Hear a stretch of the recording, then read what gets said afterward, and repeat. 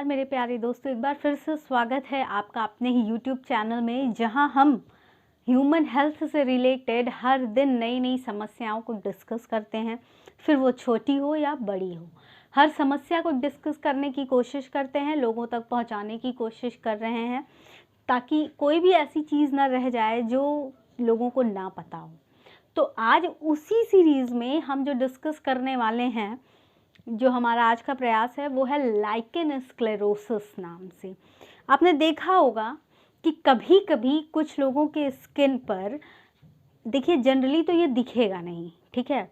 ये क्या होता है, अगर आप खुद को सेल्फ एग्जामिन करेंगे तो आपको क्या दिखेगा, आपके जेनाइटल ऑर्गन्स में, ठीक है, यस, जेनाइटल ऑर्गन के आसपास के स्किन पे सफ़ेद सफ़ेद सा शाइनी, आमतौर पे हमारी स्किन कैसी है वो आपको पता है, लेकिन जब जेनाइटल्स में इन्फेक्शन होता है ऑर्गन के आसपास, तो वो स्किन कैसी हो जाती है, एकदम शाइनी, जैसे लगता है कि आग से जलने के बाद कोई रिकवरी होता है तो शाइनी चमकदार स्किन हो जाती है और वाइट वाइट हो जाती है वो, ठीक है।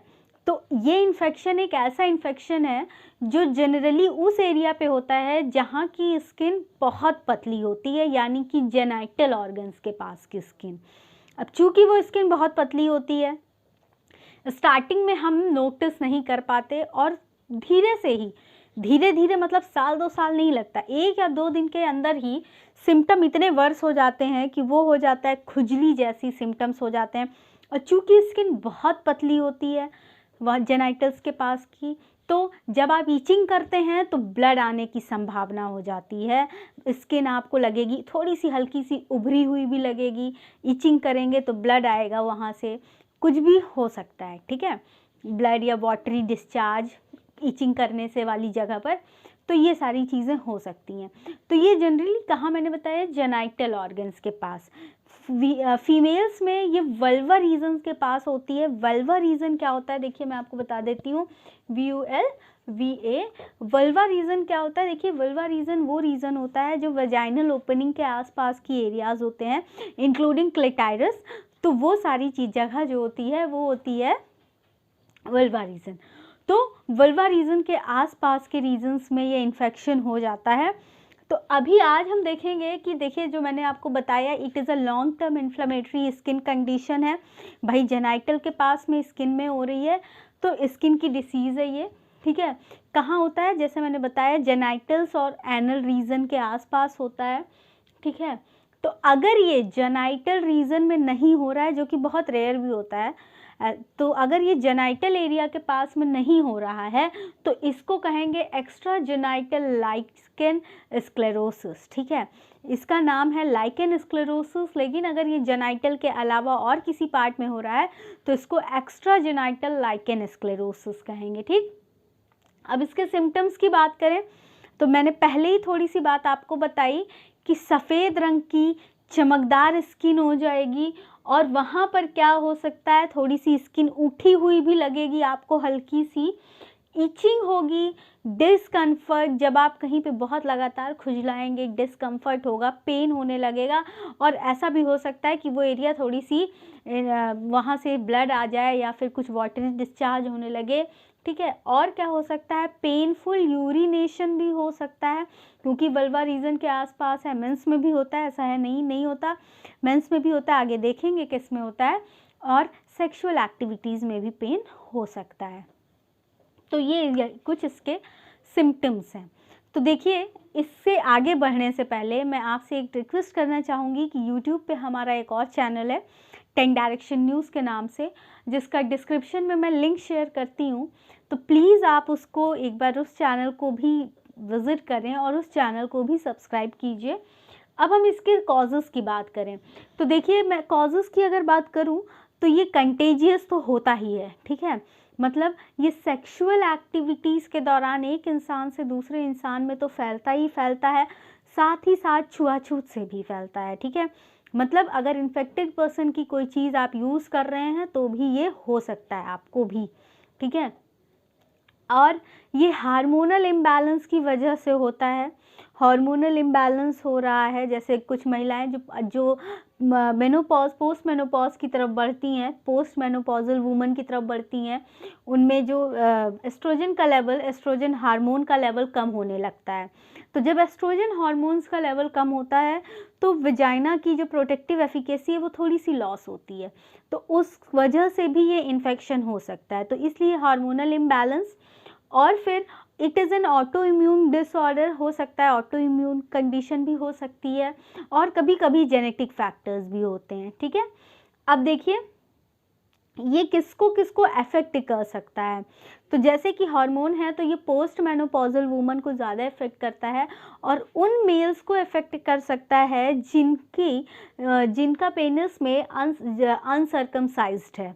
अनसर्कमसाइज्ड मैंने पहले भी आपको बताया है, इसको रिचुअल्स में, अगर आप मुस्लिम रिचुअल्स की बात करें तो इसको आप खतना कहते हैं।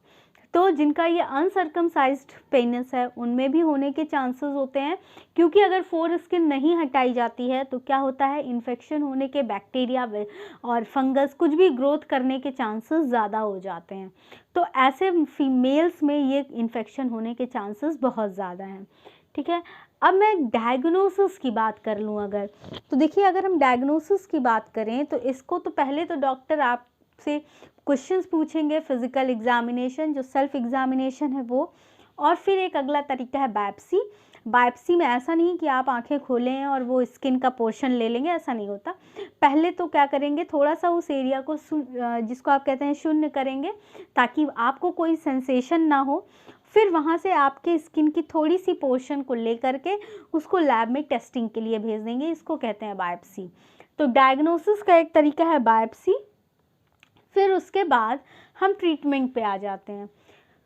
तो देखिए अगर मैं ट्रीटमेंट की बात करूँ तो ट्रीटमेंट कॉर्टिकोस्टेरॉइड्स क्रीम हैं जो डेली बेसिस पे अप्लाई करनी होती हैं जो इन्फेक्टेड एरिया है वहाँ पर।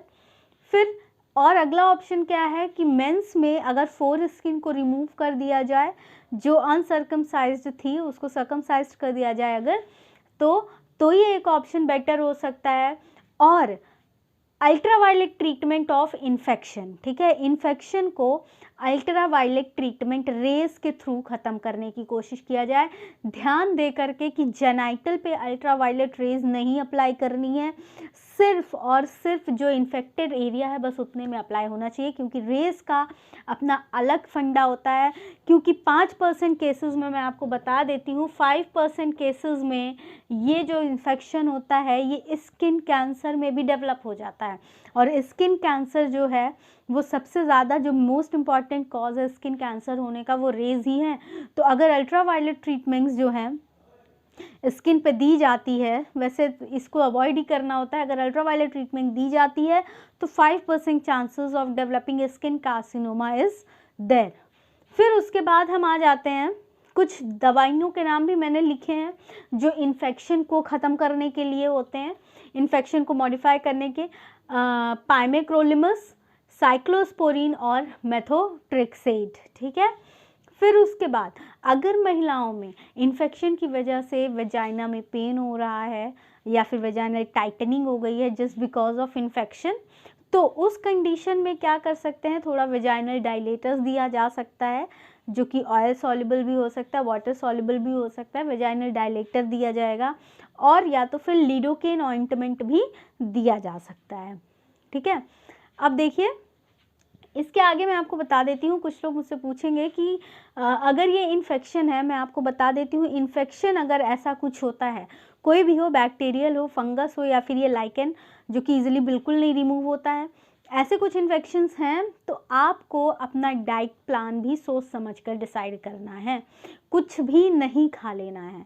ठीक है, जो भी डाइट आप लेंगे वो बैलेंस्ड होनी चाहिए। ऐसा नहीं है कि आप मार्केट जा रहे हैं, जंक फूड्स आप कंज्यूम किए जा रहे हैं, तो आपको डाइट प्लान भी अपना सोच समझकर मेंटेन करना है, क्योंकि डाइट का बहुत इंपॉर्टेंट रोल होता है आपकी बॉडी को इन्फेक्शन से लड़ने के लिए। तो जंक फूड्स को आपको अवॉइड करके चलना है, और कुछ मेडिकेशंस हैं ये आपको लेनी है, तो ये ठीक हो जाता है। तो देखिए दिस इज़ ऑल अबाउट आज का lecture, that is lichen sclerosis. अगर वीडियो पसंद आई हो तो प्लीज़ चैनल को सब्सक्राइब कीजिए, वीडियो को लाइक कीजिए और शेयर तो ज़रूर कीजिए, क्योंकि इन्फॉर्मेशन हर किसी तक पहुंचनी चाहिए। लोगों को पता होना चाहिए कि अगर उनकी बॉडी में कुछ ऐसा है तो उस इन्फेक्शन को क्या कहा जा सकता है। तो this is all about today's video. अगर वीडियो से रिलेटेड कोई भी सजेशन है तो प्लीज़ कमेंट सेक्शन में कमेंट करके मुझे ज़रूर बताइए, और वीडियो पसंद आई है तो प्लीज़ ऑफ कोर्स शेयर कीजिए। तो होप जैसा समझाना चाह रही थी वैसा समझा पाई हूँ। This is all for today's lecture. Thank you very much.